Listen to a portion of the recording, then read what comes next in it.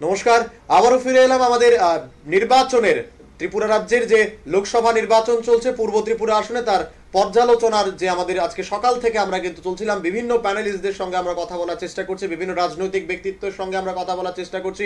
এই মুহূর্তে কিন্তু আমাদের সঙ্গে জুড়ে গেছেন প্রদীপ্ত রায়। প্রদীপ্ত দা, আপনাকে আমাদের স্টুডিওতে স্বাগত জানাই। প্রথম প্রশ্নটাই রাখবো যে আমরা প্রথমেই জানতাম যে নির্বাচনে ভারতীয় নির্বাচন কমিশন সূত্রে যে খবরটা জানানো হয়েছিল যে 7 দফায় নির্বাচন হবে এবং দিনক্ষণ কিন্তু ঘোষণা হয়েছিল।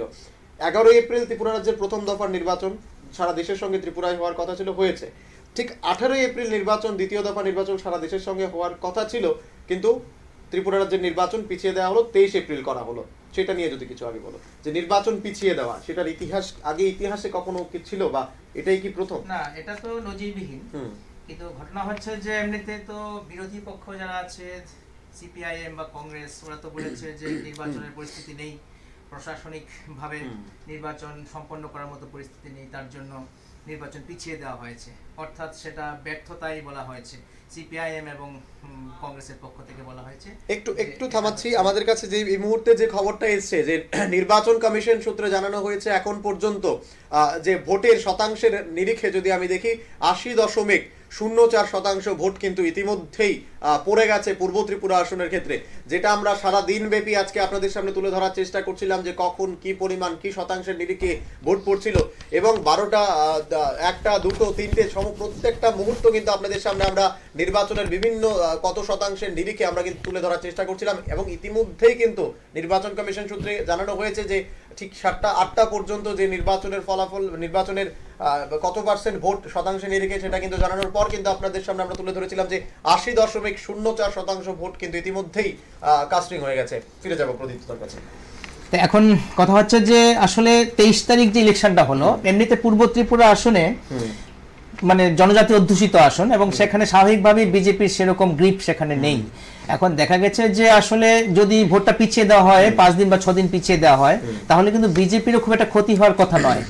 আর যেটা হচ্ছে যে যেখানে যার ক্ষমতা থাকে সেখানে সে অগণতান্ত্রিক পদ্ধতিতে কিন্তু ভোটটা করিয়ে নেওয়ার চেষ্টা করে। ঠিক আছে, সবাই গণতন্ত্রের কথা বলে, কিন্তু আমরা যে ভোটতন্ত্রের মধ্যে আছি, স্বাভাবিকভাবে দেখা যায় যেখানে যে ক্ষমতাশালী থাকে সেখানে তার ক্ষমতাকে প্রয়োগ করে ভোটটা করিয়ে নেওয়ার চেষ্টা করে। যখনই সে বুঝতে পারে, যে কোনো রাজনৈতিক দল যখন বুঝতে পারে স্বাভাবিকভাবে যদি ভোট হয় তাহলে ওদের জেতার সম্ভাবনা নেই, ফলে ওরা সবসময় চেষ্টা করে তখন অগণতান্ত্রিক উপায়ে কিভাবে ভোটে জেতা যায়, সেটা যখন যে শাসকে থাকে সেই চেষ্টাটা করে। তো এখন কে কিভাবে অগণতান্ত্রিক প্রয়োগ মানে পন্থা প্রয়োগ করে, মানে সেটা হচ্ছে আলাদা বিষয়। বিভিন্ন জন বিভিন্ন, কেউ খুল্লা করে, কেউ গোপনে করে, কেউ নানাভাবে কারসাজি করে, কিন্তু অগণতান্ত্রিক পন্থা ভারতের সংসদীয় ব্যবস্থায় প্রতিটি রাজনৈতিক দল নিয়ে থাকে, যে যেখানে যার ক্ষমতা আছে সেই হিসেবে। তো পশ্চিম ত্রিপুরা আসনের ক্ষেত্রে বিজেপি যেমন অনেক বেশি কমান্ডিং পজিশনে আছে, ফলে সেখানে বিজেপি দেখা গেছে অগণতান্ত্রিক পদ্ধতি অনেক বেশি পরিমাণে নিতে পেরেছে। অন্যান্য রাজনৈতিক দলের তেমন সুযোগই ছিল না, ক্ষমতাও ছিল না। কিন্তু পূর্ব ত্রিপুরা আসনে কিন্তু ব্যালেন্সটা অন্যরকম আছে। সেখানে কিন্তু প্রকৃতপক্ষে পাহাড়ি জনজাতিদের মধ্যে বিজেপির সেরকম কোনো মানে আগে কোনো কন্ট্রোল ছিল না। এখন শাসন ক্ষমতা থাকার কারণে শাসক দলের যে সুবিধাগুলো আছে সেই সুবিধাগুলো নিয়ে বিজেপি হয়তো সেখানে তাদের ক্ষমতা প্রয়োগ করে সেখানে সংখ্যা বাড়ানোর চেষ্টা করেছে, জনভিত্তি বাড়ানোর চেষ্টা করেছে। কিন্তু আসলে ভিত্তিটা কিন্তু ছিল মূলত সিপিআইএম এর এক সময় গণমুক্তি পরিষদের মধ্য দিয়ে। কংগ্রেসেরও তেমন গ্রিপ ছিল না। সিপিআইএম যখন সরকারে নেই, আজকে 1 বছর ধরে সরকারে নেই, এবং সিপিআইএম যেহেতু সরকার নির্ভর রাজনৈতিক দল, সরকারে না থাকার কারণে তার সাংগঠনিক শক্তিরও ক্ষয় হয়েছে, এবং সেই ক্ষয় হওয়ার কারণে গণমুক্তি পরিষদে সেই রকম ক্ষমতাশালী নয়। সেখানে সিপিএমকে নির্ভর করতে হচ্ছে মূলত বিবেক ভোটের উপর। সিপিএম বিবেক ভোটের উপর ভরসা করে এবার নির্বাচনে দাঁড়িয়েছে। প্রতিরোধ করার মতো ক্ষমতা সিপিএমের কিন্তু নেই, যদিও কোনো সিপিএমের নেতা, রাজ্য স্তরের নেতা, কেন্দ্রীয় স্তরের নেতা ডাক দিয়েছে যে প্রতিরোধ করার জন্য, কিন্তু প্রতিরোধ করার বাস্তব ক্ষমতা সিপিএমের কিন্তু খুব একটা নেই। সেক্ষেত্রে প্রতিরোধের দায়িত্ব নিয়েছে কংগ্রেস।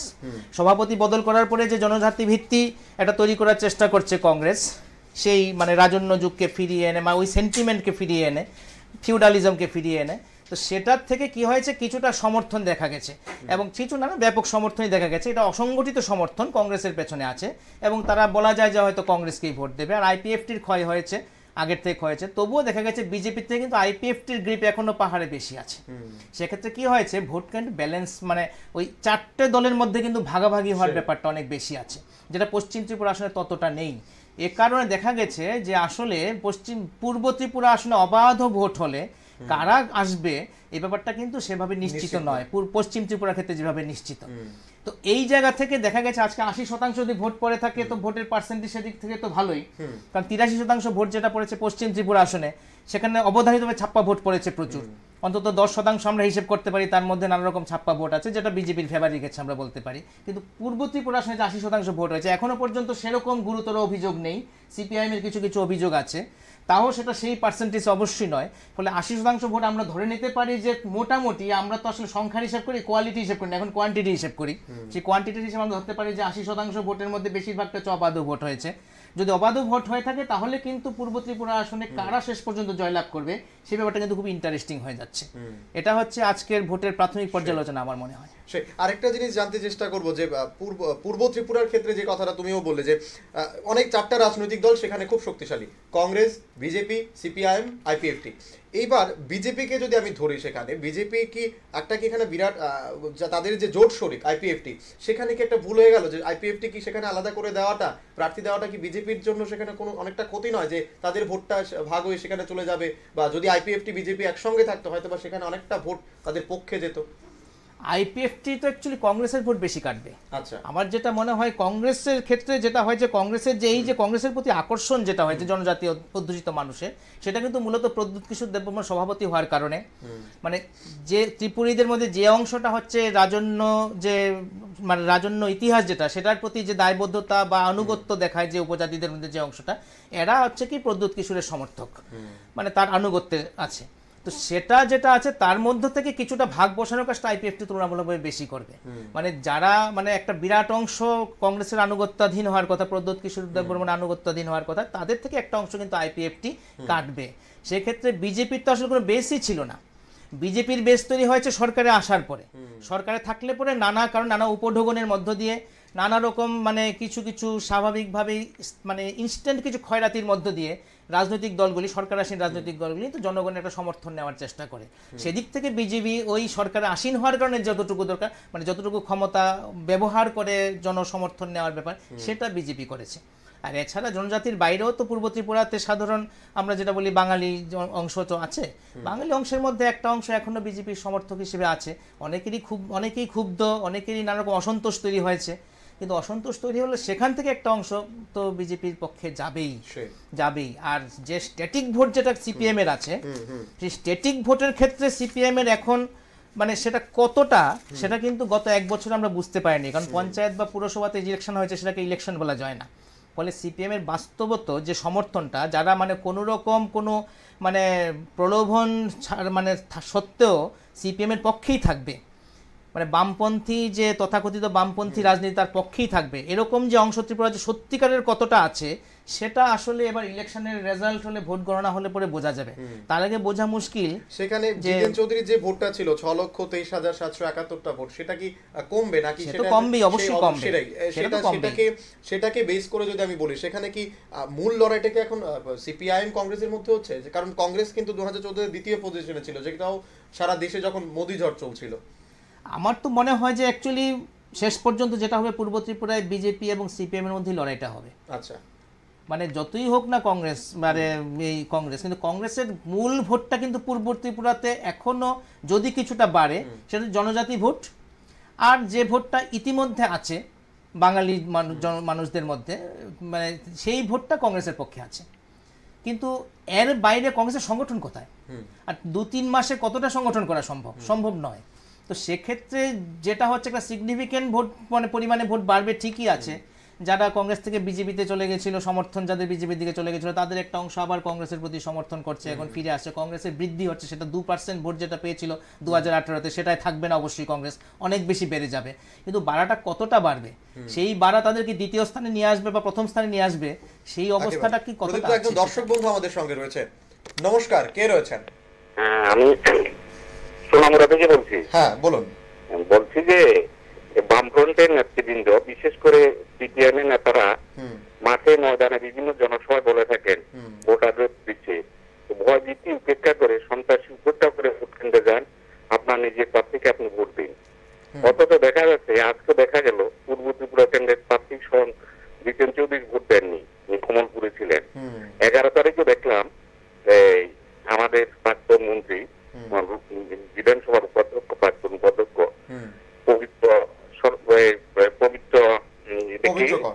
হ্যাঁ, পবিত্র করে ভোটদান থেকে ভোট দেননি এবং নিজের পরিবারের সদস্যদের ভোট দিতে দেননি। এটা কি ধরনের ব্যাপার?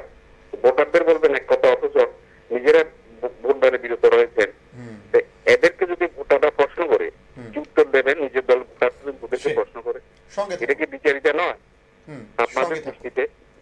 এই সম্পর্কে আমি জানতে চাই। আপনার প্রশ্ন নিয়ে আলোচনা করবো, সঙ্গে থাকুন।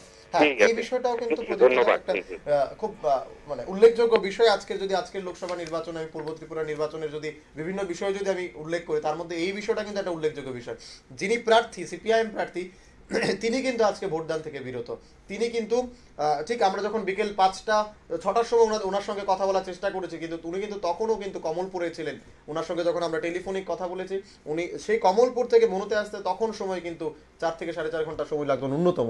সেই জায়গায় দাঁড়িয়ে তিনি কিন্তু ভোট গ্রহণ থেকে বিরত।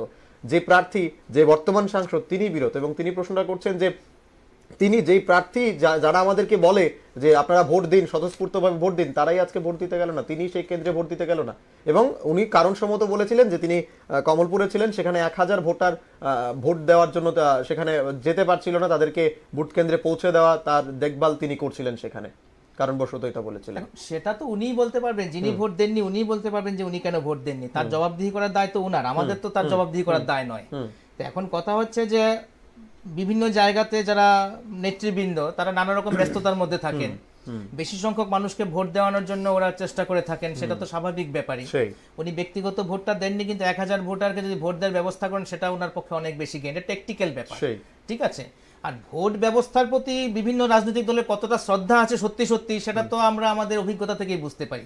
আসল তো হচ্ছে ভোটটা করিয়ে নেওয়া। ক্ষমতার মধ্যে থাকতে গেলে, ক্ষমতায় আসীন থাকতে গেলে ভোটটা করিয়ে নিতে হয়। ভোটটা সত্যিই গুরুত্বপূর্ণ কতটা, মানুষকে তো আসলে কোয়ালিটি হিসেবে দেখা হয় না, মানুষকে কোয়ান্টিটি হিসেবে দেখা হয়। তো কোয়ান্টিটি যদি মানুষকে দেখা হয়, তাহলে ভোটের সংখ্যা যদি বাড়ে, যেভাবে যে টেকটিক্সে যে কৌশলে ভোটের সংখ্যা বাড়তে পারে, সেটাই রাজনৈতিক দলগুলি দেখবে, তার নেতৃবৃন্দ দেখবে। সেটা একটা স্বাভাবিক ব্যাপার, সেটা সব দলের ক্ষেত্রেই সত্য, ঠিক আছে। ফলে ভোটদান যে একটা পবিত্র কর্তব্য, সেটা জনগণের জন্য পবিত্র কর্তব্য, রাজনৈতিক নেতাদের জন্য পবিত্র কর্তব্য নয়। কারণ ভোটদানের ফায়দাটা আলটিমেটলি কার হয়? জনগণের তো হয় না, হয় রাজনৈতিক দলগুলোর ফায়দা হয়, শাসক দল যারা হয় তাদের ফায়দা হয়। তারা ভোট ব্যবস্থার প্রতি অনেক বেশি মানুষকে মোহগ্রস্ত রাখেন এবং মানুষ সেই অনুযায়ী ভোট দিতে যায়, মানুষ প্রভাবিত হয় ভোটদানে। একেবারে। একজন দর্শক বন্ধু আমাদের সঙ্গে রয়েছেন। নমস্কার, কে রয়েছেন? বলুন, শুনতে পাচ্ছি। আমি 91 থেকে বলছি। কোত্থেকে বলছিলেন? কোয়াই 91 থেকে। হ্যাঁ, বলুন। আমরা 13 জন ভোটারের মধ্যে একজন ভোটারের ভোট দিতে আসছে। বুঝতে পারছি না, একটু স্পষ্ট করে আপনার প্রশ্ন স্পষ্ট করে বলুন। 51 ভোটার থেকে বলছি কোয়াই। হ্যাঁ, আমরা 13 জন ভোটার আসলাম, সিপিএম কর্মী একবারই। আমরা একজন ভোট দিতে পারছি মহিলা, আচ্ছা, ভোটই দিতে পারছে না। আচ্ছা। আর সিপিএম কর্মী যারা আছে সবার কাছ থেকে স্লিপটা নেতা রাখা দিচ্ছে তারা। আচ্ছা, ওই যে বিল স্লিপ আমরা ভোট দিতে পারছি না, প্রায় 150 স্লিপ রইব। আমরা কেন? কারণ কি বলেছে? কেন ভোট দিতে পারবেন না? কোনো কারণ বলেছে? কারণ কি, তোমরা সিপিএম করো সেই জন্য। সিপিএম করেন বলে আপনাদেরকে ভোট দিতে দেয়নি? না। আচ্ছা, আপনি নির্বাচন কমিশনের কোন আধিকারিক বা পুলিশ স্টেশন, আশেপাশের পুলিশ স্টেশনে অভিযোগ জানিয়েছিলেন? বললে তো আমার বাড়ি ঘর সব পুড়িয়ে ফেলবে, ওরা হুমকি দিচ্ছে। আচ্ছা, হুমকি দিয়েছে এবং গাড়ি বুড়ি আছে, গাড়ি বুড়ি সব বন্ধ হয়ে যাবে। আচ্ছা, সঙ্গে থাকুন। এই ধরনের বিক্ষিপ্ত ঘটনা হবে। এখন কথা হচ্ছে যে নির্বাচন কমিশন সমস্ত মানুষকে ভোট দেওয়ার ব্যবস্থা করে দেবে, এটা নির্বাচন কমিশনের বক্তব্য হতে পারে, কিন্তু বাস্তব তো সেটা নয়। আসলে যারা যে দলের ভোটার, সেই দলেরই দায়িত্ব থাকে তাদেরকে ভোট কেন্দ্রে নিয়ে যাওয়া, নিরাপত্তার মধ্যে দিয়ে ভোটদান সম্পন্ন করা। সে জোট যদি কোনো দলে না থাকে, সেই শক্তি যদি কোনো দলে না থাকে, তাহলে তার সমর্থকরা ভোট দিতে পারবে না, এটাই হয়। ফলে স্বাভাবিকভাবে এই মুহূর্তে কি হয়েছে, আজকে এখন সিপিআইএম এর ভোটাররা, সমর্থকরা ভোট দিতে পারছে না, কারণ সিপিআইএম এর সেই সাংগঠনিক জোর নেই যে প্রতিহত করে বা প্রতিরোধ করে তারপর তাদের সমর্থককে ভোট কেন্দ্রে নিয়ে যাওয়া এবং সুষ্ঠুভাবে ভোট করানো। ফলে বারবারই নির্ভর করতে হচ্ছে প্রশাসনের উপর, নির্বাচন কমিশনের উপর, পুলিশি ব্যবস্থার উপর। তো পুলিশি ব্যবস্থা প্রশাসনের উপর নির্ভরশীল যদি হয় কোনো দল, ফলে তাকে তো সাফার করতেই হবে। প্রতিরোধ করার শক্তি নেই, প্রতিরোধ করার শক্তির উপর নির্ভর করছে কে ক্ষমতায় থাকবে, কে ক্ষমতায় থাকবে না, কে মূল স্রোতে থাকবে, কে মূল স্রোত থেকে হারিয়ে যাবে। ফলে সহজ স্বাভাবিক হিসাব, সেই ক্ষেত্রে এখন বর্তমানে প্রতিকূল পরিস্থিতির কারণে সিপিএম এর ভোটাররা বা সমর্থকরা ভোট দিতে পারছে না, এরকম বিক্ষিপ্ত অভিযোগ থাকবেই। যদিও অভিযোগটা পশ্চিম ত্রিপুরাতে অনেক বেশি ছিল, এখন পূর্ব ত্রিপুরাতে অনেক কম। সেই কারণে সিপিএম এর পক্ষ থেকেও কিন্তু একটা আশা দেখা হচ্ছে যে বিবেক ভোটের মধ্য দিয়ে সিপিআইএম হয়তো পূর্ব ত্রিপুরা আসনে জিতে যেতে পারে। এই অবস্থাটা ওদের ভেতরে আছে। অভিযোগটা তো করতেই হবে, অভিযোগ সমস্ত দলই করে। পশ্চিমবঙ্গেও বিজেপি অভিযোগ করছে, আবার বলছে যে আমরা জিতবো, একই সঙ্গে অভিযোগও করছে, বিজেপির একটা অভিযোগ আবার হচ্ছে জিতবো যে বলছে। বাম আমলে কি এই ধরনের নির্বাচন হয়নি, বাম আমলেও তো তার চাইতে বেশি হয়েছে, তাদের একটা কথা। এখন কম বেশি হিসাবটা আপেক্ষিক ব্যাপার, প্রত্যেকেই বলবে আমরা কম করছি ওরা বেশি করছে, কেউ করছি না কথা বলতে বলার সাহস নেই, মানে এটা বলবে না, মানে বলার মতো অবস্থাই নেই। আসল কথা হচ্ছে এটা। তো এখন কথা তো সবটাই তো খারাপ। সেই যদি 2 লোককে যদি আটকানো হয় সেটাও খারাপ, 2000 লোককে যদি আটকানো হয় সেটাও খারাপ। তথাকথিত যে গণতান্ত্রিক কাঠামো বলা হয় ভারতবর্ষে, যেটা আসলে মূলত ভোটতন্ত্র, সেই ভোটতন্ত্রের মধ্যে আমরা বুঝবো যে আমাদের নীতি নৈতিকতা দিয়ে আমরা বুঝবো যে 2 লোককেও যদি আটকানো হয় সেটাও একটা খারাপ কাজ। 2000 লোককে আটকানো হলো একটা খারাপ কাজ। খারাপ কাজের ব্যাপকতা দিয়ে খারাপ কাজকে বিশ্লেষণ করা যায় না, তার গুণগত জায়গা থেকে তাকে বিশ্লেষণ করতে হয়। একেবারে। তো সেদিক থেকে মানে আগে যদি হয়ে থাকে সেটাও খারাপ। এখন কথা হচ্ছে প্রত্যেকেই দাবি করবে আমাদের সময় এরকম হয়নি, এখন এমন হয়েছে। সিপিএম বলবে যে আমাদের সময় কিন্তু কোনো রিগিং হয়নি, আমরা সুষ্ঠু অবাধ ভোটের ব্যবস্থা করেছি, ভোটদানকে উৎসবে পরিণত করেছি, এখন ভোটের নামে প্রহসন হচ্ছে, সেটা বলবে। এবং জোট আমলেও আমরা দেখেছি যে এরকম ঘটনা ঘটেছে, ভোটের প্রহসন হয়েছিল। কিন্তু প্রহসনের মাত্রার দিক থেকে হিসেব করে জোট আমলে সেটা একটা বিরাট পরিস্থিতি ছিল, একটা পুরা চূড়ান্ত প্রহসন হয়েছিল। সেই প্রহসনটা হয়তো গত 25 বছর তুলনামূলকভাবে কম হয়েছিল। এখন ভেতরে ভেতরে কোথায় হয়েছিল, কি হয়েছিল, সেগুলি হচ্ছে একদম ভেতরে ঢুকে যারা বিভিন্ন জিনিস চর্চা করে তারা বলতে পারছে কোন বুথে, কোন অঞ্চলে, কোন কেন্দ্রে কতজনকে ভোট দিতে দেওয়া হয়নি, বা ভোটার লিস্টে ভুয়ো ভোটার কতজন ঢুকিয়ে দেওয়া হয়েছিল, কতজনকে বাদ দেওয়া হয়েছিল গত 25 বছরে। এগুলো চুলচেরা বিশ্লেষণের দায়িত্ব হচ্ছে মানে যারা তার অপোনেন্ট, মানে সিপিএম এর বিরুদ্ধে যারা আছে সেই রাজনৈতিক দলের। আমাদের অত চুলচেরা বিশ্লেষণের বিষয় নেই, আমরা দেখবো গুণগত জায়গা থেকে। ঠিক আছে, গুণগত জায়গা থেকে যদি দেখি, এখন যেটা হচ্ছে আমরা যেটা দেখতে পাচ্ছি, আমরা যদি দেখি যেখানে রিগিং হচ্ছে বা যেখানে জনগণকে ভোট দিতে দেওয়া হচ্ছে না, তার প্রতিবাদ আমরা অবশ্যই করব। এবং 25 বছরে যেটা হয়েছিল সেটা যদি নির্দিষ্ট বক্তব্য থাকে, যাদের বক্তব্য সেটা বলতে পারে, যাদের বিরোধিতা যারা বলতে পারে, কিন্তু পুরনো জিনিসকে আমরা আলোচনা করবো কেন, বর্তমানে শুধরানোর জন্য। তো পুরনো জিনিসকে আমি যদি অজুহাত হিসেবে খাড়া করে বর্তমানে যদি আমি খারাপ কাজগুলি করি, আমার খারাপ কাজটা যুক্তিগ্রাহ্য হয় না। ফলে বর্তমানে যদি 10 জন লোককে ভোট দিতে না দেওয়া হয়, সেটা একটা অত্যন্ত খারাপ কাজ, গর্হিত কাজ, জনগণের দিক থেকে একটা অন্যায়। সেই অন্যায়টাই আমরা বলবো। অতীতকে যদি আমরা স্মরণ করি বর্তমানে শুধরানোর জন্য, তো বর্তমানে আমি শুধরালেও না আরো খারাপ পরিস্থিতি নিয়ে গেলাম, তাহলে জনগণের কাছে কি মেসেজ যাবে? জনসমর্থন বা জনভিত্তি কিন্তু বলপূর্বক জোর করে কিন্তু শেষ পর্যন্ত রাখা যায় না, এটা প্রত্যেক রাজনৈতিক দলেরই বোঝা উচিত। একজন দর্শক বন্ধু আমাদের সঙ্গে রয়েছেন, নমস্কার, কে রয়েছেন? শুনতে পাচ্ছেন? হ্যালো, হ্যাঁ বলুন। হ্যালো, হ্যালো, হ্যাঁ বলুন, শুনতে পাচ্ছি। হ্যাঁ, শাবরুম মনোঘাট থেকে বলছি। মনোঘাট থেকে, হ্যাঁ বলুন। শাবরুম। আচ্ছা, হ্যাঁ, ঘটনা হয়েছে স্যার, আজকে তো আমরা এদিকে যে আমি 40-এর 33 এবং 40-এর 32 দুটা কেন্দ্রে একই স্কুলে ভোট হয়েছে, আমি 140-এর 33-এ দিয়েছি। আপনার কথাগুলো একটু অস্পষ্ট আসছে, একটু খুব স্পষ্ট করে যদি কথাগুলো বলেন। আমাদের শাবরুমে 40-এর 33 বিধানসভার বুথ কেন্দ্রে আমি ভোট দিয়েছি। আচ্ছা, হ্যালো, হ্যাঁ শুনতে পাচ্ছি, বলুন। এরপরে আপনার 40-এর 32 একটা বুথ একই স্কুলে হয়েছে। তো এখানে সন্ধ্যা 8টা পর্যন্ত ভোট হয়েছে, কিন্তু কোনো অপ্রীতিকর ঘটনা ঘটেনি। আচ্ছা, খুব সুন্দর উৎসব মেজাজে হয়েছে। আমার মনে হয় এটা গত 25 বছর যেরকম হয়েছে এবারও সেরকম হয়েছে। আমাদের এখানে আজকে 40 বছর পর্যন্ত এইভাবে উৎসব মেজাজে চলে। সবাই গত 25 বছরে যে রকম হয়েছিল এবারও একই রকম ভাবে হয়েছে, সেটাই বলছেন? হ্যাঁ, এটা হয়েছে। আচ্ছা, কোনো ব্যতিক্রমী নেই বা কোনো ধরনের অপ্রীতিকর ঘটনা, কোনো ধরনের চাঞ্চল্যকর ঘটনাও ঘটেনি? অপ্রীতিকর ঘটনা হয় না, 25 বছরও হয় নাই। কি মনে হয় মানুষের রায় কোন দিকে যেতে পারে? মানুষেরা কোন দিকে যেতে পারে বলে তো আমাদের ত্রিপুরা যেটা দেখা যায়, আমি দেখছি যখন আপনার 78 থেকে 88 পর্যন্ত যখন বাম সরকার ছিল তখন শাসকগুলো ভুলে গেল, যখন জোট আমল ছিল বা বিরোধী বাম প্রার্থীরা তারা প্রত্যাহার করে নিয়েছিল, তখন তারা যে ছিল 25 বছর ধরে বাম প্রার্থীরা জিতেছে। এখানে হয়তো এবার আবার শাসকগুলো জিতবে, ঠিক আছে, কিন্তু আমার মনে হয় সুস্থ ভোট হওয়াতে ভোটের মার্জিন বেশি ফারাক থাকবে না। বেশি ফারাক থাকবে না, সেই সঙ্গে থাকুন, ধন্যবাদ। কি বলবে? এখন কথা হচ্ছে যে আসলে এই মুহূর্তে লোকসভার যে অবস্থা আছে, মানে যে প্রেডিকশনগুলি করা হয়েছে, এখন তার নতুন করে প্রেডিকশন হচ্ছে না, 11 তারিখে আগে যে প্রেডিকশনগুলি হয়েছে সেখানে কিন্তু বিজেপিও ভাবছে যে ওরা একক সংখ্যাগরিষ্ঠতা পাবে না, এনডিএ জোট হিসেবে সংখ্যাগরিষ্ঠতা পেতে পারে, অথবা যদি তার চেয়েও যদি কিছু কম থাকে তাহলে তেলেঙ্গানা রাষ্ট্রীয় সমিতি এবং ওয়াইএসআর কংগ্রেসকে নিয়ে ওরা হয়তো সরকার তৈরি করবে, এরকম একটা ব্যাপার আছে। সেখানে কিন্তু ত্রিপুরার সিগনিফিকেন্সটা হচ্ছে যে দুটো আসন ইম্পর্টেন্ট হয়ে যেতে পারে যখন ব্যাপক সংখ্যাগরিষ্ঠতা হয়, যেমন 2014-তে তথাকথিত মোদি ওয়েভ, তখন বিরাট পরিমাণ আসন বিজেপি পেয়ে গেছে, সেখানে ত্রিপুরার দুটো আসন সেখানে সিগনিফিকেন্ট ছিল না, কিন্তু এখন কিন্তু এটা হতে পারে, সম্ভাবনা আছে, আমরা নিশ্চিতভাবে বলতে পারি না, কিন্তু এমন হতে পারে ত্রিপুরার দুটো আসন একটা ভাইটাল ফ্যাক্টর হয়ে গেল। সেক্ষেত্রে কিন্তু এই জায়গাতেই কিন্তু গুরুত্বটা হচ্ছে এবারের ত্রিপুরার যে লোকসভা নির্বাচন, সমস্ত লোকসভা নির্বাচনের সঙ্গে সারা বছরের নির্বাচন, সারা দেশের নির্বাচনের সঙ্গে এটা একটা গুরুত্বপূর্ণ বিষয়। এর জন্যই একটা আসনও কিন্তু ইম্পর্টেন্ট হয়ে গেছে এবার, অর্থাৎ পশ্চিম ত্রিপুরা, পূর্ব ত্রিপুরা দুটো আসন জয়ও কিন্তু বিজেপির জন্য খুব গুরুত্বপূর্ণ হয়ে গেছে।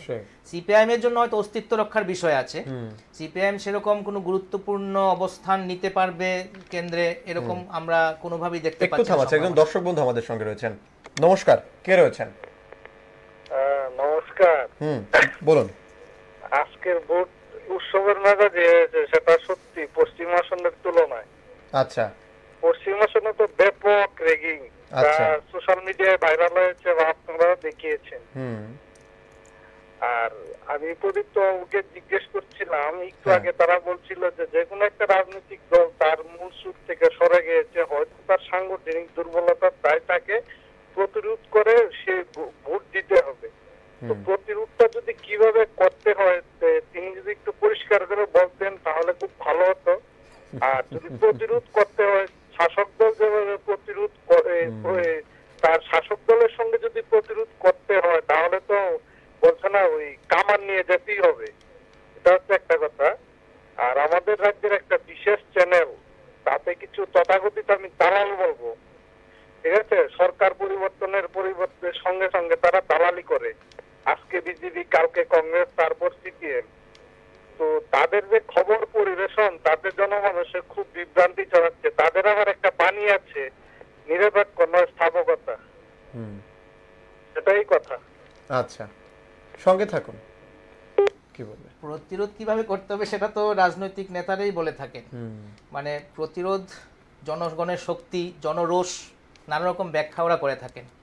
ফলে আমাদের আলাদা করে নির্দিষ্ট করে প্রতিরোধটা কিভাবে হবে সেটা ব্যাখ্যা করার বিশেষ দরকার লাগে না। আসলে রাজনৈতিক দলগুলো ভালো করেই জানেন যে কিভাবে প্রতিরোধ করতে হয়, এবং এরা সেটা তাদের ক্ষমতা অনুযায়ী তার প্রতিরোধ করে থাকেন। যেখানে প্রতিরোধের ক্ষমতা নেই সেখানে ওরা প্রতিরোধ করতে পারেন না, আমরা দেখে থাকি বিভিন্ন সময়। এছাড়া নির্বাচন যেটা হয় সারা ভারতের সঙ্গে ত্রিপুরা এবং পশ্চিমবঙ্গের নির্বাচন প্রক্রিয়া একটা তফাৎ সব সময় থাকে, ঠিক আছে। তো সেক্ষেত্রে মানে ওই লাঠালাঠিটাও বেশি হয়। এখন এখান থেকে আমরা যদি বলি যে লাঠির বদলে লাঠি, সেটা তো সঠিক কথা নয়, কিন্তু প্রতিরোধ ব্যাপারটা যে, অর্থাৎ কেউ যদি বাধা দেয় জোর করে, আমাকেও জোর করে সেই বাধাকে অতিক্রম করতে হবে। সেই জোরটা কিভাবে হবে, ফুলচন্দন তুলসী পাতা দিয়ে হবে না লাঠি নিয়ে হবে না বন্দুক নিয়ে হবে, সেটা আমাদের কাজ নয় বলা, সেটা বলার কাজ হচ্ছে রাজনৈতিক দলের। যারা প্রতিরোধের রাজনীতিটা করতে চাইবে তাদের দায়িত্ব হচ্ছে, তাদের দায়বদ্ধতা হচ্ছে কিভাবে ওরা প্রতিরোধ করবে। আমরা সাজেশন দেব না যে কিভাবে প্রতিরোধ করতে হবে। প্রতিরোধ মানে হচ্ছে জোর করে যখন কাউকে কোনো কিছু করতে বাধা দেওয়া হয়, জোর করেই সেই বাধাকে অতিক্রম করতে হয়, এটাই হচ্ছে প্রতিরোধ, পরিষ্কার কথা যেটা, ঠিক আছে। এর বেশি আমরা এখানে বসে বলতে পারবো না কিভাবে প্রতিরোধ করা উচিত, কিভাবে প্রতিরোধ সত্যি করার দরকার আছে কিনা, এগুলির ব্যাখ্যা বিশ্লেষণ বিস্তৃতভাবে এখানে বসে আমরা এর বেশি করতে পারবো না। সেই একেবারে। আশা করছি একজন দর্শক বন্ধু আমাদের সঙ্গে বোধহয় রয়েছেন।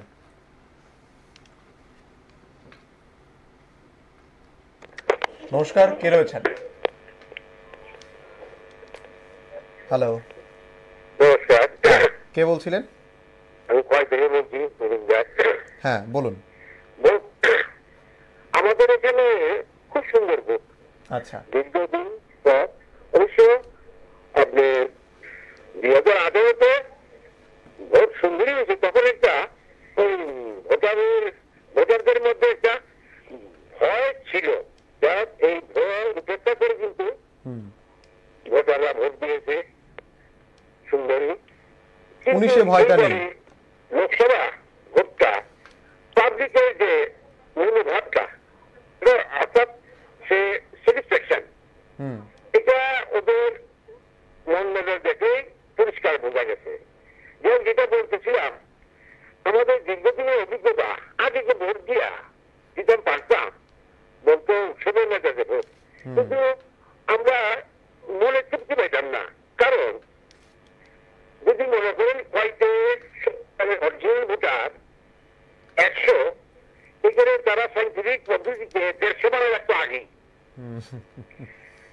তাহলে কি হচ্ছে দেখেন, এই জায়গায় যদি অরিজিনাল 30টা খেলা পায় ন্যায় গিয়া, হ্যাঁ, আর যদি তাদের স্টকে সাইন্টিফিক পদ্ধতিতে 50টা, 50 আর 30 80, এখন রুলিং বাইরে বিরোধী বাইরে যদি 70টাও পায়, কোনো কাজ করতে পারতো না। তারা বুক চাপাইয়া বলতো, কি বলতো, উৎসবের মেজাজে ভোট হয়েছে, আমরা জিতছি। যাই হোক, এইবার কিন্তু আমরা ভোটাররা, আমি দেখলাম, আমার বয়স হয়ে গেছে গিয়া, তাদের কিন্তু এই তৃপ্তিটা যে হ্যাঁ আমার ভোট আমি যেখানে দিই, আমার বাড়ি জিতে বা হারুক, একটা মানসিক তৃপ্তিটা আছে। অর্থাৎ ফ্রেঞ্চ ভোটারও নাই, আর ভুয়া ভোটারও নাই, বাংলাদেশি ভোটারও নাই। যদিও আমরা আগেও দেখার পর 70,000 ভোটের নাম ভোটগুলা কাটা গেছে। দীর্ঘদিন কংগ্রেস। ছোট্ট করে দাদা, যদি ছোট্ট করে আমাদেরকে বোঝাতেন, আমাদের একেবারে হাতে সময় নেই, ছোট্ট করে কিছু বলুন। না, এটাই বলছিলাম, সুন্দর ভোট, মানে এবার তো বলতে পারবে না আগের তুলনায় সেটা একেবারেই স্বচ্ছ এবং সুন্দর একটা উৎসবের মেজাজে ভোট হয়েছে। তার ঘাটে কতখানি জল, এটাও পরিষ্কার হবে রেজাল্ট আউটের দিন। সঙ্গে এই যে আমাদের কয়েকটা এত ভোটে বামপন্থীরা লিড করছে, এটা পরিষ্কার হয়ে যাবে এবার রেজাল্টের সময়। মানে আপনি পশ্চিম আসনের লোকসভা নিয়ে পর্যালোচনা করেছিলেন, বা পশ্চিম আসনের কারোর সঙ্গে কথা হয়েছিল? তো পশ্চিম আসনে কি ধরনের নির্বাচন হয়েছে সেটা নিয়ে আপনার কাছে কোনো তথ্য রয়েছে? না, পশ্চিম আসনে কিছু আমাদের তো পুরানো বন্ধু বান্ধব ওরাও কিছু বেড়ে গেছে, কিছু আছে, তারা লোকে যতটুকু কথা হচ্ছে এই বয়সে যাইতে পারি না, তারা হচ্ছে যতটুকু প্রচার, মানে যতটুকু হয়েছে প্রচার কাজ হয়েছে। আমি কিন্তু কি ব্যাপার এরকম জানিল, আজকে তো মিডিয়ার যুগ, আমি কিন্তু মিডিয়ার যুগ তো ভালো পরিষ্কার, আমরা ঘরে বসে চিত্র পাই সারা ভারতবর্ষের, সারা বিশ্বের, এমনকি আমাদের ক্ষুদ্র রাজ্য ত্রিপুরা। ঠিক আছে, সঙ্গে থাকুন দাদা, ধন্যবাদ আপনাকে ফোন করার জন্য। একেবারেই সময় নেই আলোচনা, সেই একেবারেই সময় নেই, সঙ্গে একটা থাকুন। বিষয় কিন্তু আমরা বুঝতে পারছি, পক্ষে বিপক্ষে যে দর্শকরা কথা বলছেন, প্রত্যেকে কিন্তু এমনিতে ভোট নিয়ে খুব একটা অভিযোগ কারোরই নেই, মোটামুটি অবাধ এবং শান্তিপূর্ণ হয়েছে বলেই সবাই বলছেন। পূর্ব আসনে আমরা যতজন দর্শকের সঙ্গে কথা বলতে পারলাম এতক্ষণ পর্যন্ত, আমরা বুঝতে পারলাম যে বিভিন্ন সমর্থনে থাকতে পারেন বিভিন্ন দর্শক, সেটা তাদের নিজস্ব ব্যাপার, একেবারে ঠিক আছে। বিভিন্ন রাজনৈতিক দলের প্রতি তাদের সমর্থন থাকতে পারে, সেই অনুযায়ী ওরা কথা বলতে পারেন, অবশ্যই বক্তব্য রাখতে পারেন, মানে মনোভাব ব্যক্ত করতে পারেন। কিন্তু একটা বিষয় পরিষ্কার হচ্ছে যে স্বাভাবিকভাবে যে পূর্ব ত্রিপুরা আসন নিয়ে তত অসন্তোষ কোনো রাজনৈতিক দলেরই খুব একটা নেই, বা রাজনৈতিক দলের সমর্থকদের খুব একটা নেই। ফলে সেক্ষেত্রে আমরা বলতে পারি যে পশ্চিম ত্রিপুরা আসনে যে রেজাল্টটা আসবে, সেই রেজাল্টটা মোটামুটি জনমতের প্রতিফলন হবে বলেই আমরা বলতে পারি। এটুক ঠিক, কারা জিতবে সেটা আমরা এখন বলতে পারবো না, কিন্তু জনমতের প্রতিফলন সেখানে হবে অন্তত পক্ষে, সেটা আমরা বলতে পারি যে পূর্ব ত্রিপুরা আসনের ক্ষেত্রে অন্তত সেটা হবে। পশ্চিম ত্রিপুরা এখন রিপোল কতটা হবে, কি হবে, সেটা আমরা এখনো জানি না, এখনো কোনো সরকারি ঘোষণা হয়নি, ফলে আমরা বলতে পারছি না। এটাও বলতে পারি যে পশ্চিম ত্রিপুরা আসনের জনমতের প্রতিফলন কতটা হবে সেটা নিয়ে সন্দেহ আছে, কিন্তু পূর্ব ত্রিপুরাতে জনমতের প্রতিফলন হবে সেটা নিয়ে মনে হয় আমরা সন্দেহ রাখতে পারি। আরেকটা জিনিস রাখবো যে কংগ্রেসের পক্ষ থেকে, কংগ্রেসের অনেকেই বলছেন যে যতবার একটা সফট কর্নার রয়েছে রাজ পরিবারকে নিয়ে, এটা একটা দ্বিতীয় নম্বরে যদি রাখি, প্রথম নম্বরে যদি এটাকে রাখি যে সিটিজেনশিপ অ্যামেন্ডমেন্ট বিল, সেটাকে নিয়েও সরব হয়েছেন প্রদ্যুৎ কিশোর দেব বর্মন, সেটাকে নিয়েও জনজাতীয় অংশের একটা ভোট তাদের পক্ষে যেতে পারে, কি মনে হয়? তার আগে যাবো, একজন দর্শক বন্ধু আমাদের সঙ্গে রয়েছেন। নমস্কার, কে রয়েছেন? হ্যালো, হ্যাঁ শুনতে পাচ্ছি, বলুন। হ্যালো, হ্যাঁ শুনতে পাচ্ছি, বলুন। হ্যালো, হ্যাঁ শুনতে পাচ্ছেন? আপনার টিভির সাউন্ডটা মিউট করে দিন। হ্যাঁ নমস্কার। হ্যাঁ শুনতে পাচ্ছি, বলুন। বলছি আমি 45 কমলপুর থেকে বলছি। আচ্ছা বলুন। 45 কমলপুরের 27-28 নম্বর বুথ, আমরা কলাচুরি থেকে বলছি। আচ্ছা, সংলগ্ন বুথ এগুলো সেখান থেকে বলছি। কি রকম হয়েছে নির্বাচন সেটা বলুন। কি রকম নির্বাচন, কি রকম হয়েছে সেটা বলুন। নির্বাচন দেখুন, আমরা বিগত 25 বছর থেকে বা 30 বছর থেকে বা আমি যতদিন থেকে ভোট দিচ্ছি, আজকে আমার বয়স 45। হ্যাঁ, আমি যতদিন থেকে ভোট দিচ্ছি এতদিনের মধ্যে সন্ত্রাস দেখেছি, কিন্তু এরকম সন্ত্রাস দেখিনি। হ্যালো, হ্যাঁ শুনতে পাচ্ছি, বলুন। সন্ত্রাস এবার সত্যি মজার হলো কোন রাজনৈতিক দলের সন্ত্রাস নয়, নির্বাচন কমিশনের সন্ত্রাস দেখেছি আমরা। এবারে নির্বাচন কমিশনের সন্ত্রাস দেখেছেন? হ্যাঁ, নির্বাচন কমিশনের সন্ত্রাস দেখেছি। এখানে যে সিআরপিএফ এর যে ব্যাটালিয়ন ছিল, বিগত 5 থেকে 7 দিন ধরে এরা এই এলাকায় আমাদের যে স্কুল, এই স্কুলের মধ্যে ওরা এসে ক্যাম্প করেছে। তারপর থেকে তারা সন্ধ্যা থেকে, আমাদের এটা ছোট বাজার, এই বাজারের মধ্যে ছোট ছোট দোকানদার থাকে, এদেরকে কারোর দোকানে যদি 2জন কাস্টমার যায়, তারপর ওরা যেভাবে অত্যাচার করেছে, লাঠিসোঁটা নিয়ে মারতে আসছে, কেন এখানে 2জন, এরকম একটা মানে ভয়াবহ পরিস্থিতি আমরা দেখিনি। এবং বিশেষ করে আজকে অব্দি ওরা এখানে ভোটারদের উপর, সাধারণ ভোটারদের উপর লাঠি চার্জ করার চেষ্টা করেছে। কেন এরকম হলো এটা বুঝতে পারছি না, কিন্তু বিগত দিনে এই এলাকার লোক, আমি দেখুন এই জিনিসটা কেন হলো, আমি যদি প্রশ্ন করি, এই সাধারণ মানুষের উপর কেন আধা সামরিক বাহিনী সাধারণ মানুষের উপর কেন লাঠি নিয়ে চড়াও হয়েছে? হ্যাঁ, সাধারণ মানুষের উপর, সাধারণ ভোটারের উপরে কিভাবে ওরা লাঠিচার্জ করেছে, আজকেও করেছে। কেন করেছে সেটার কি কোনো রকমের ধারণা রয়েছে আপনার, যে কেন করেছে, কেন আধা সামরিক বাহিনী? না, কোনো কারণ নেই। ধরুন একসঙ্গে 3জন ভোটার ভোট দিতে যাচ্ছে, ভোট হবে নেই হোগা, তো মারতে যাচ্ছে লাঠি উঠিয়ে। মানে কি একটা বিশৃঙ্খল পরিস্থিতি ওরা তৈরি করেছে, এটা ভাবার না। সঙ্গে থাকুন দাদা, সঙ্গে থাকুন, সঙ্গে থাকুন। ধন্যবাদ। যেটা বলছিলেন, উনি রাজনৈতিক দলের সন্ত্রাস দেখেননি, নির্বাচন কমিশনের সন্ত্রাস দেখেছেন, পুলিশি সন্ত্রাস। এবং অনেকে এই কথাটা বলেছে, এবং বিজেপি দল নিজেও এই কথাটা বলছে। আজকে আমাদের প্যানেলিস্টে যারাই এসেছিলেন তারাও কিন্তু এই কথাটা বলেছেন যে পুলিশ নিষ্ক্রিয় ছিল পশ্চিম আসনে এবং পূর্ব আসনে সেটা অতি সক্রিয় হয়ে গেছে। আসলে একটা মেকানিজম, এই যে পুলিশকে, এটা রাষ্ট্রশক্তির অংশ, তো পুলিশি ব্যবস্থা হচ্ছে রাষ্ট্রশক্তির অংশ। সেটা সিআরপি হোক, বিএসএফ হোক, রাজ্য পুলিশ হোক, যেই হোক, যেভাবেই কাজ করুক, সেটা হচ্ছে রাষ্ট্রশক্তির অংশ। এবার রাষ্ট্র যেখানে ত্রাস সৃষ্টি করার ব্যাপারে মনোযোগ দেয় জনগণের উপরে, সেখানে ওরা ত্রাস সৃষ্টি করে, আর যেখানে মনে করে জনগণকে ত্রাসের মধ্যে রাখবো না, সেখানে রাখে না। এটা একটা মেকানিজম। মানে এই যে পুলিশ, সিআরপিএফ, এরা তো একটা নির্দেশে কাজ করে। উপরওয়ালা যে নির্দেশ দেয় সেই নির্দেশ ওরা কাজ করে। কখনো ওরা বাচ্চাকে হাত বুলিয়ে আদর করে, আবার কখনো বাচ্চার উপর লাঠিপেটা করে। ফলে ওরা একটা মেকানিজমের মধ্যে আছে, একটা যান্ত্রিক প্রক্রিয়ার মধ্যে আছে। এইভাবেই ওদেরকে পুলিশি ব্যবস্থায় যে পুলিশরা থাকে, আধা সামরিক বাহিনী হতে পারে, রাজ্য পুলিশ হতে পারে, সেনাবাহিনী হতে পারে, এর একটা যান্ত্রিক প্রক্রিয়ার মধ্যে যাদের একটা গ্রুমিং হয়, যেই গ্রুমিংটা বলে যে ন্যায় অন্যায় বিচারবোধের থেকে বেশি হচ্ছে ওপরওয়ালার আদেশ। তো ওপরওয়ালার আদেশ যদি যেটা থাকবে ওরা সেটা করবে। কখনো মানুষকে লাঠি পেটা করছে, বন্দুক দিয়ে গুলি করে মেরে ফেলছে, আবার কখনো দেখা যাচ্ছে মানুষকে উদ্ধারও করছে। বন্যায় লোকে ভেসে যাচ্ছে, সেখান থেকে জীবন বিপন্ন করে সেখান থেকে মানুষকে উদ্ধার করে নিয়ে আসছে। ফলে এদের যে ভূমিকা, সেটা একটা মেকানিক্যাল ভূমিকা বেশিরভাগ ক্ষেত্রে। মানবিক ব্যাপারটা থাকে না, এরকম ব্যাপারটা সেটা ব্যতিক্রম হিসেবে থাকে। তো সেখানে মেকানিক্যাল ভূমিকা। এখন সেখানে যদি প্রশাসনিক নির্দেশ থাকে যে জনগণের উপর এবার রোলার চালাতে হবে, 5 জন লোক একসাথে দেখলে হটিয়ে দিতে হবে, 5 জনের বেশি থাকলে 144 আছে, সেখান থেকে ভাগিয়ে দিতে হবে, সেই অনুযায়ী ওরা কাজ করছে। আদেশ পেয়েছে যে সেই আদেশ করছে। পশ্চিম ত্রিপুরায় বলা হয়েছিল তোমরা নিষ্ক্রিয় থাকো, তখন ওরা নিষ্ক্রিয় থেকেছে। ওদেরকে আলাদা করে বলে কিছু নেই, ওদের উপরওয়ালা কি আদেশ করছে সেটা। একজন দর্শক বন্ধু আমাদের সঙ্গে রয়েছেন। নমস্কার, কে রয়েছেন? হ্যালো, হ্যাঁ বলুন, শুনতে পাচ্ছি। আমি আমি আমি খোয়াই থেকে বলছি। হ্যাঁ, একটা কথা বলা হচ্ছে না যে উৎসবের মেজাজে ভোট। হ্যাঁ, আমরা বলছি না, জনগণ বলছে। আপনারা যারাই ফোন করছেন অধিকাংশ ফোনই বলছেন উৎসবের মেজাজে। আমরা মানে আমি জনগণ হিসেবে বলছি। আচ্ছা, আমার বয়স 64 বছর।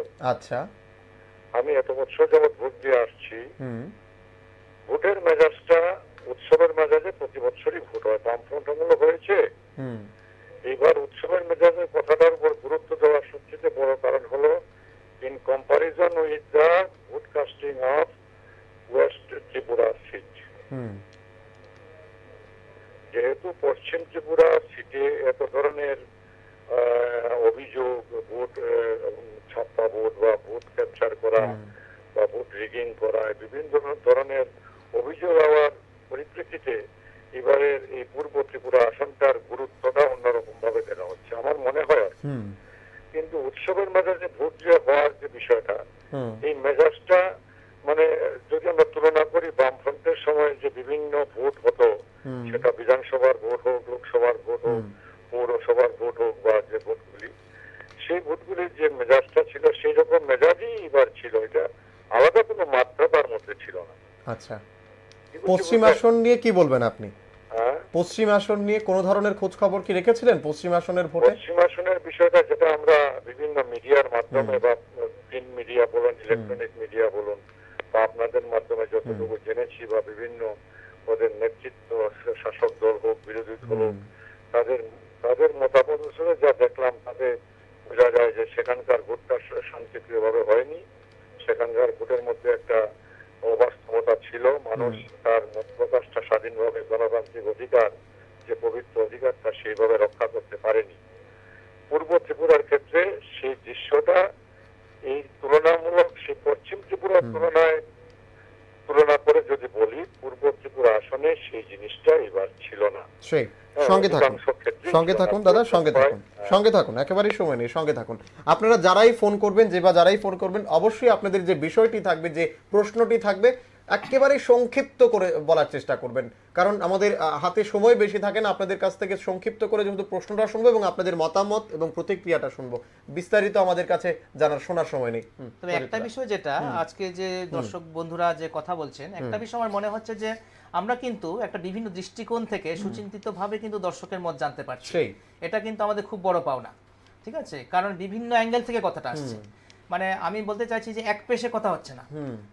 মানে বিভিন্ন দর্শক যারা কথা বলছেন তারা কিন্তু বিভিন্ন, আমরা বুঝতে পারছি তারা বিভিন্ন ভাবে বিভিন্ন সরকারি, মানে বিভিন্ন রাজনৈতিক দলের প্রতি ওদের হয়তো সমর্থন থাকতে পারে, কিন্তু তাদের যে মতামতগুলো ওরা রাখছেন এটা কিন্তু সুচিন্তিত মতামত রাখছেন, কোনো এক পেশে মতামত রাখছেন না। সেটা একটা খুব ভালো লক্ষণ। মানে এই ভোট ব্যবস্থার জন্য সেটা ভালো লক্ষণ যে মানুষের একটা সচেতনতার মাত্রা তুলনামূলকভাবে আমরা মনে করি অনেক বেড়েছে। সেটা খুব আমি মানে প্রশংসনীয় বলে মনে করি। তো যাই হোক, একটা আমরা যদি জিসটা নেই, নির্যাসটা যদি নেই সমস্ত আলোচনার, সেক্ষেত্রে নির্যাসটা কিন্তু হচ্ছে যে ত্রিপুরার ক্ষেত্রে অন্তত যে 11 তারিখ যেটা হয়েছিল সেটা নিয়ে যে ব্যাপক ক্ষোভ সাধারণ মানুষের মধ্যে জন্মেছিল। আমরা সোশ্যাল মিডিয়া তো দেখেছি তীব্র বিষোদ্গার হয়েছে সমস্ত বিষয়গুলো নিয়ে, নির্বাচন কমিশনকেও গালাগালি করা হয়েছে, কোনো ব্যবস্থা নিচ্ছে না সেজন্য হতাশা ব্যক্ত করা হয়েছে, সমস্ত কিছু হয়েছে। কিন্তু পূর্ব ত্রিপুরা আসনের ক্ষেত্রে, ইলেকশনের ক্ষেত্রে কিন্তু দেখা যাচ্ছে তুলনামূলকভাবে সন্তুষ্টি অনেক বেশি, এবং সেক্ষেত্রে এখনো পর্যন্ত তেমন অপ্রীতিকর ঘটনা, গন্ডগোলের খবর নেই, মাথা ফাটাফাটির ব্যাপার নেই, লাঠালাঠির ব্যাপার নেই, রক্তপাতের ব্যাপার এখনো খুব একটা আছে বলে আমরা শুনিনি। তো সেটা একটা খুব ভালো লক্ষণ। এই যে মানুষ যে নিরাপত্তা বোধ করছে, এই যে নিরাপত্তাহীনতা থেকে যে মানুষের যে একটা সমস্ত আশঙ্কা, সমস্ত দুর্ভাবনা, সমস্ত টেনশন তৈরি হয়, এই জায়গাটা থেকে যদি মানুষ বেরিয়ে আসতে পারে সেটাও একটা ভালো লক্ষণ, ঠিক আছে?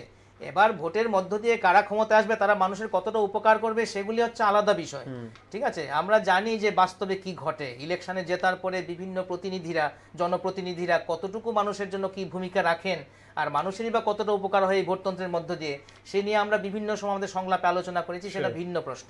কিন্তু অন্তত যে ভোটটা নেওয়া হলো সেটা যে অন্তত নিরাপত্তার মধ্য দিয়ে হয়েছে, মানুষের প্রাণহানি হয়নি বা মানুষ আহত হয়নি, এবং মানুষ মোটামুটি সন্তুষ্ট যে ওরা ভোটটা দিতে পেরেছে। বিক্ষিপ্তভাবে হয়তো কিছু অভিযোগ থাকতে পারে, সেটাও আমি মনে করি অন্তত আজকে 23শে এপ্রিল এটাও আমাদের জনগণের জন্য একটা বড় পাওনা, এটা আমি বলতে চাই।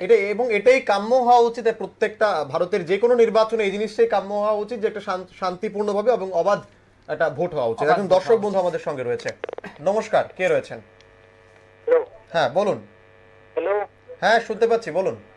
বলছি আপনারা যে আজকে প্রোগ্রামে কথা বলছেন, হ্যাঁ, যে পূর্ব ত্রিপুরা আসনে যে ভোট হয়েছে, যে এখন পর্যন্ত যে তথ্য বিভিন্ন মিডিয়া এবং বিভিন্ন মানুষের পক্ষ থেকে, আমরা সোনামুড়াবাসী খুশি, কিন্তু আমরা চাই যে পশ্চিম ত্রিপুরা এইভাবে যদি ভোটটা হতো, আমাদের জনমতটা প্রকাশিত হইতো। এখন মনে হয় যে শাসক দল ত্রিপুরা তাতে তারা যে অল্প, যে হয়তো 1 বছরের মধ্যে মানুষের কাছে এত টিকা, এত সম্পর্কটা এত খারাপ হয়েছে যে 25 বছর বামেরা থাকলে থাকাকালীন যদি তাদের মধ্যে গড় হিসাব করলে দেখা যেত বামেরা তো আরো অনেক বেশি কথা বন্ধ পারি।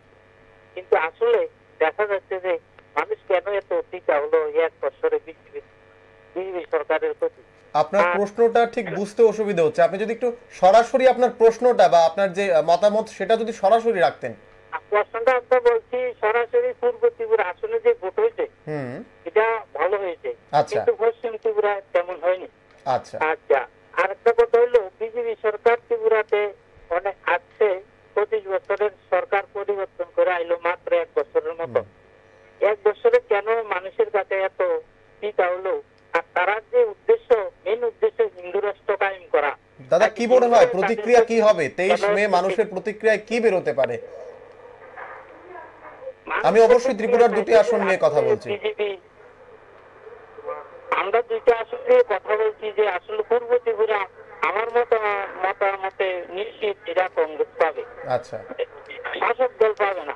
পশ্চিম ত্রিপুরা যদি সুষ্ঠু ভোট হয় এটা সুবল ভূমি, এটাও পাওয়ার কথা, কিন্তু এটা পর্যন্ত যে ভোট হয়েছে এইভাবে সুবল ভূমি পাওয়ার কথা না। আসলে আগামী দিন আমরা যে এখানে একটা দলকে সমর্থন করি। সঙ্গে থাকুন দাদা, সঙ্গে থাকুন, সময় নেই হাতে, সঙ্গে থাকুন। মানুষের প্রতিক্রিয়া যে উনি যেটা বলছিলেন, যদি পূর্ব ত্রিপুরার কথাই বলি, ওনার প্রতিক্রিয়া হচ্ছে কংগ্রেসের হাতেই যেতে পারে এই আসনটি। কংগ্রেসের সমর্থন তো বেড়েছে, কিন্তু কতটা বেড়েছে সেটা হচ্ছে মূল বিষয়। আমরা অনেক সময় মিছিলে প্রচুর লোক দেখি, কিন্তু যেমন আমরা এই যে একটা উদাহরণ বলতে পারি, সময় তো কম আছে, যেমন ব্রিগেডে সিপিএম একটা বিরাট বড় সমাবেশ হয়েছিল কয়েক মাস আগে, ফেব্রুয়ারি 3 তারিখ, অথচ কোনো মানে সেফোলজিস্টরাই বলছে না যে সিপিএম একটাও আসন পাবে, অথচ প্রায় 8-10 লক্ষ লোক হয়েছিল ব্রিগেডে, বিরাট সমাবেশ হয়েছিল বামপন্থীদের, এবং বলা হয় যে মানে সিপিএম ক্ষমতায় থাকাকালীন এত লোক হয়নি ব্রিগেডে যে সমাবেশটা হয়েছিল গত 3 ফেব্রুয়ারি, অর্থাৎ ব্যাপক জনজমায়েত। কিন্তু ব্যাপক জমায়েতই যে ভোটের বাক্সে তার প্রতিফলন হয় ব্যাপারটা সবসময় সত্যি নয়। এবং আমরা যে একটা সংখ্যা দেখি, সংখ্যাটা আসলে মূল সংখ্যার থেকে কত শতাংশ। যেমন 1 কোটি লোকের মধ্যে 2 লক্ষ লোক, সংখ্যাটা 2 লক্ষ যখন একসঙ্গে হয় সংখ্যাটা বিশাল মনে হয়, কিন্তু 2 লাখ লোক দিয়ে কিন্তু 1 কোটি লোককে জয় করা যায় না। সেখানে কিন্তু আমার অন্তত 50% বেশি সমর্থন আমার লাগে, অথবা ভোট কাটাকাটি হলে আমার তো 30 লাখ লোকের সমর্থন লাগবে।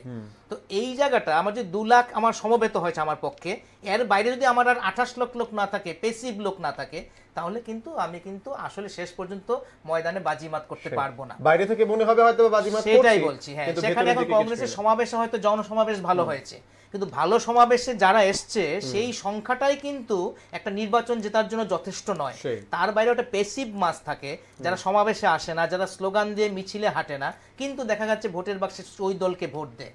এইটাই কিন্তু একটা বড় সিগনিফিকেন্ট ফ্যাক্টর হয় দাঁড়ায়, যেটা বিজেপির ক্ষেত্রে 2018-তে হয়েছে, সিপিএম এর ক্ষেত্রে ব্যাপকভাবে হয়েছে গত 25 বছরে। কিন্তু এখন সেটা যে ঠিক কতটা হয়েছে আমরা কিন্তু আসলে 2018-এর পরে সত্যিকারের কোনো ইলেকশন এখন পর্যন্ত দেখিনি। হয়তো পূর্ব ত্রিপুরা আসনে আমরা প্রথম ইলেকশন দেখলাম 2018-এর পরে, যেখানে মোটামুটি অবাধ এবং শান্তিপূর্ণ ভোট হয়েছে। ফলে পূর্ব ত্রিপুরা আসনের রেজাল্ট দিয়ে আমরা বুঝতে পারবো যে সরকারে আজকে যে শাসক দল আছে তাদের প্রতি জনসমর্থন কতটা আছে, কিংবা বিরোধী পক্ষে কংগ্রেস বা সিপিএম কার পক্ষে কতটা জনসমর্থন আছে। এমনিতে আমরা মোটামুটি বলতে পারি বিজেপির বিরুদ্ধে কংগ্রেসই ভোট পাক বা সিপিএমই ভোট পাক, আলটিমেটলি সেই সমর্থনটা কেন্দ্রে সরকার গড়ার ক্ষেত্রে, বিজেপি বিরোধী সরকার গড়ার ক্ষেত্রে গিয়ে একসাথে মিশে যাবে। এখন সম্ভাবনা বিরোধী দলের কতটা সরকার আসার আছে সেটা নিয়ে আমরা বিভিন্ন সময় আলোচনা করেছি, সেটা হচ্ছে ভিন্ন প্রশ্ন। কিন্তু এখন এটা ঘটনা যে ত্রিপুরাতে কিন্তু আসলে কাউন্ট যদি করতে হয় তাহলে কিন্তু কংগ্রেস এবং সিপিএম এর সামগ্রিক যে ভোট, সেই ভোটটাকেই কাউন্ট করতে হবে বিজেপির এগেইনস্টে কি আছে। যদি বিজেপি জিতেও যায়, যদি দেখা যায় যে সিপিএম এবং কংগ্রেসের মিলিত ভোট বিজেপির চাইতে বেশি আছে, তাহলে কিন্তু সেটাও কিন্তু একটা ফ্যাক্টর হবে। এই ফ্যাক্টরটাও মাথায় রাখতে হবে। একেবারে শেষ দিকে চলে এসেছি আমরা। আজকে সারাটা দিন কিন্তু এই নির্বাচনী বিশেষ পর্যালোচনা অনুষ্ঠানটা আমরা আপনারা দেখেছেন, আপনাদের সঙ্গে কথা বলার চেষ্টা করেছি। আপনারাও বিভিন্ন অভিযোগ, আবার অনেকেই বলছেন, অনেকেই বলবো না, অধিকাংশরাই বলছেন যে ভোট শান্তিপূর্ণ হয়েছে, অবাধ হয়েছে। পশ্চিমের সঙ্গে যদি তুলনা করি পূর্ব ফার বেটার। সেখানে কিন্তু মানে অনেকটাই ভালো নির্বাচন হয়েছে, যেখানে পশ্চিম ত্রিপুরা আসনের ক্ষেত্রে আধা সামরিক বাহিনী নিয়ে প্রশ্ন উঠেছিল, আধা সামরিক বাহিনী সেখানে ব্যবহার করা হয়নি, কিন্তু পূর্ব ত্রিপুরা আসনে আপনারা সবাই সন্তুষ্ট। এবং কংগ্রেস দলের প্রেস মিটেও তারা কিন্তু একটা কথাই বলেছে যে অনেকেই চাইছিল এই পূর্ব ত্রিপুরা আসনের ভোট গ্রহণ প্রক্রিয়াকে বিনষ্ট করতে, নানা রকমভাবে চেষ্টা করেছিল কিন্তু পারেনি। সেখানে নির্বাচন কমিশন অনেকটাই হয়তো বা সফল। শেষ একটা প্রশ্ন করবো প্রদীপ্ত বাবু আপনার কাছে, যে নির্বাচন কমিশন সফল না ব্যর্থ পূর্ব এবং পশ্চিম নিয়ে তুলনা করলে? আসলে শুধু পূর্ব নিয়ে নির্বাচন কমিশনকে ব্যাখ্যা করা সম্ভব না। আচ্ছা, এক কথায় উত্তর হয় না। পূর্ব এবং পশ্চিম মিলে নির্বাচন কমিশনকে ব্যাখ্যা করতে হবে। পশ্চিমে ব্যর্থ হলাম, পূর্বে সফল হলাম, তাহলে কিন্তু ব্যর্থই বলতে হবে। আচ্ছা, সব সাফল্য মানে 100% সাফল্য। 100%। নির্বাচন কমিশন এমন একটা প্রতিষ্ঠান, একটা সাংবিধানিক প্রতিষ্ঠান, তথাকথিত সাংবিধানিক প্রতিষ্ঠান, তাদের কিন্তু 100% ব্যর্থতা ব্যর্থতা। নির্বাচন কমিশনের সাফল্য মানে হচ্ছে 100% সাফল্য। 50%, 60%, 70% সাফল্য বলে নির্বাচন কমিশনের কোনো সাফল্য হয় না। নির্বাচন কমিশনের সাফল্য মানে হচ্ছে সে 100% সফল কিনা ভোটটা তথাকথিত গণতান্ত্রিক উপায়ে করতে। সেক্ষেত্রে পশ্চিম ত্রিপুরা আসনে যদি অবাধ এবং সুষ্ঠু নির্বাচন যদি সম্পন্ন করতে ব্যর্থ হয় নির্বাচন কমিশন, পূর্বে যদি 100% সফল হয়, তবুও বলবো নির্বাচন কমিশন ব্যর্থ। নির্বাচন কমিশনের দায়িত্ব হচ্ছে পশ্চিমে যে ভোটের যে সমস্যাগুলো হয়েছে সেই সমস্যাগুলো শুধরে নিয়ে অবাধ এবং শান্তিপূর্ণ ভোটের আবার ব্যবস্থা করা, রিপোলের ব্যবস্থা করা। যদি ন্যূনতম অভিযোগও থাকে সেই অভিযোগকে মূল্যায়ন করে তাকে শুধরে নেওয়া কিন্তু হচ্ছে নির্বাচন কমিশনের দায়িত্ব। তাহলেই নির্বাচন কমিশন সফল হবে, তাহলে শুধু পূর্ব ত্রিপুরা দিয়ে নির্বাচন কমিশনের সাফল্য বিচার করা যাবে না। একেবারে অনুষ্ঠানের শেষ পর্যায়ে চলে এসেছি। আজকের মতো আমাদের এই নির্বাচনের বিশেষ পর্যালোচনা অনুষ্ঠানটা আমাদের এখানে শেষ করতে হচ্ছে। সঙ্গে থাকবেন।